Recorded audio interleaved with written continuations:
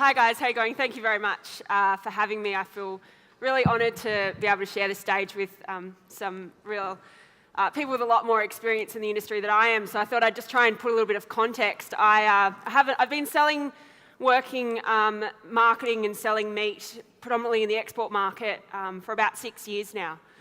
And before that, studied at university. But I guess for me, the real catalyst of getting involved in the meat side of things and in the industry was I grew up on a feedlot in southern New South Wales. And until sort of early high school, I was not interested at all. I was much more keen on moving to Summer Bay than I was in anything to do with the farm. And my brother roped me in to getting involved in the cattle show team at school. We went to Melbourne Show, and I mean, I love shorthorns, but I had this shorthorn steer he was definitely a cull. He was not going anywhere, but I loved him and, really developed that connection with this animal. And I guess I knew that it was a hoof-to-hook competition, but never really comprehended what that meant until we were last in our class and we walked out of the show ring to a line of trucks waiting to take those animals to slaughter. And I dropped the leads and started bawling my eyes out. Eventually got him on the truck and he performed just as badly over the hook as he did on the hoof. But didn't eat meat from Coles for a good couple of months after that. But that really, I guess, inspired in me the connection that these animals aren't just here to eat grass. They're not just here for our farm. They have a purpose.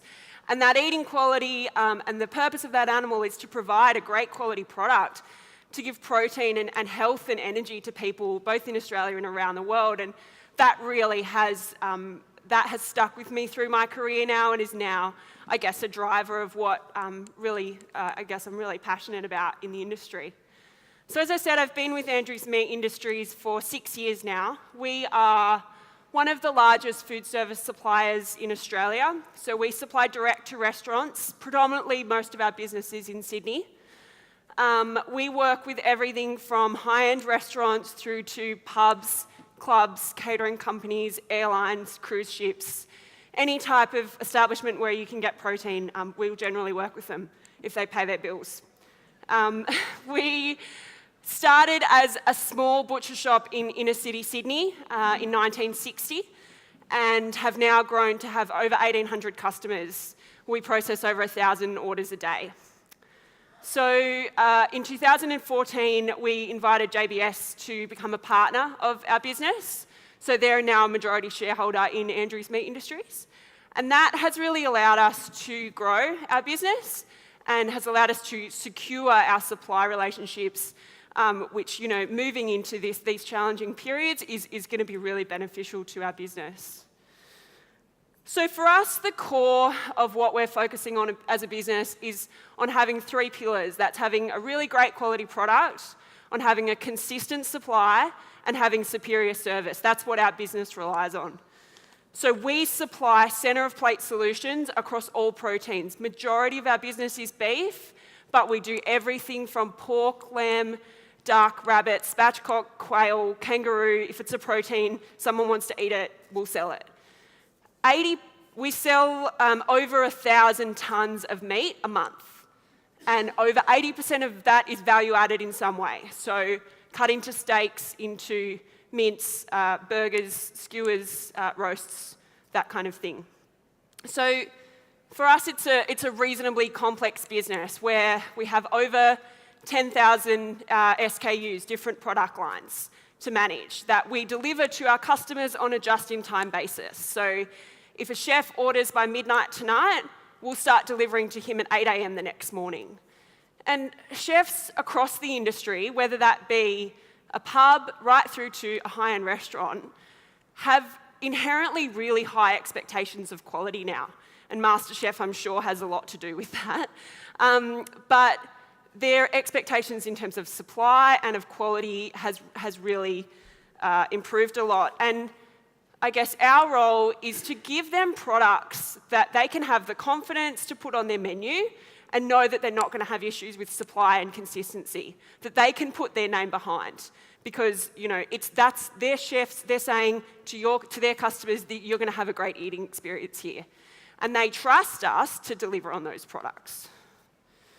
So I haven't been in the industry long enough to make this comment, so I'm basing this on the feedback of people a lot more experienced than I am. But 15 years ago, and you could see from a lot of that data, eating quality was a real issue for the industry.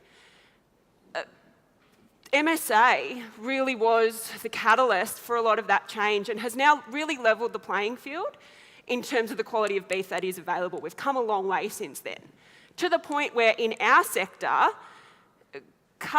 eating quality isn't a concern for our customers. It just isn't something that they deal with. They come to Andrews Meat Industries for more than that. They come to us for products that are going to perform well above that. Eating quality is an expectation. So now, it's up to us to work within our suppliers, to work with JBS and the producers that we work with, within our ageing requirements to deliver on that expectation.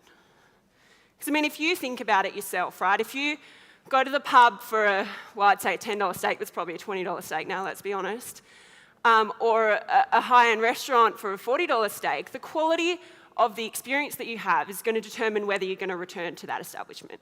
It's as simple as that. And the restaurant industry especially in Sydney, is so competitive now. Combine that with the potentially very negative effects of social media, and customers cannot afford to give customers a bad experience. Chefs can't, and customers simply just won't return. So if we get a complaint based on eating quality in our business, we credit it. It isn't something that we deal with. I'm not saying that it's not an issue for the industry at all, and I'm not saying that we've stepped above that as a business, but we have built systems and we work with suppliers and programs that eliminate our risk and exposure to that, because that is how we step up and improve the quality of what we're offering as a business. We represent over 18 brands as a business. 8 of those are programs that we run and manage ourselves. So all of the beef that comes into our facility is aged for a minimum of 6 weeks up to 12 weeks, depending on the product. But we do not sell generic beef. Every product that we sell is from a brand or a program, and we strive to connect every customer, whether that be a catering company in Western Sydney or a fine dining establishment in inner city Sydney, with a product that will meet their needs. So for some people, that will be a standard MSA line.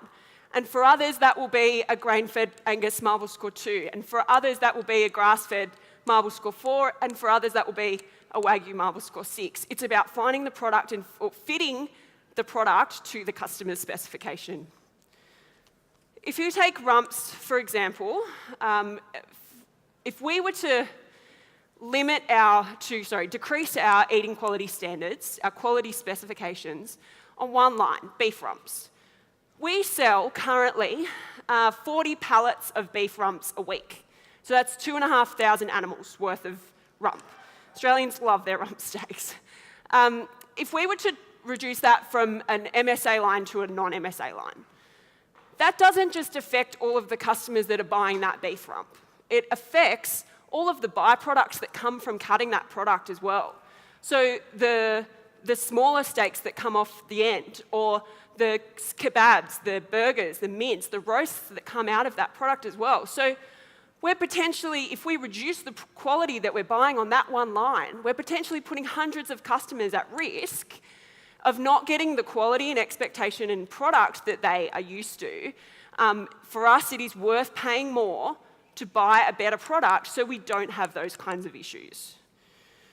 So I guess how we've gotten to this point as a business is that we work with programs and within supply chains that are doing the work. As you can see, JBS have done a lot of work, particularly with their farm assurance program, in terms of the specifications, in terms of the feedback.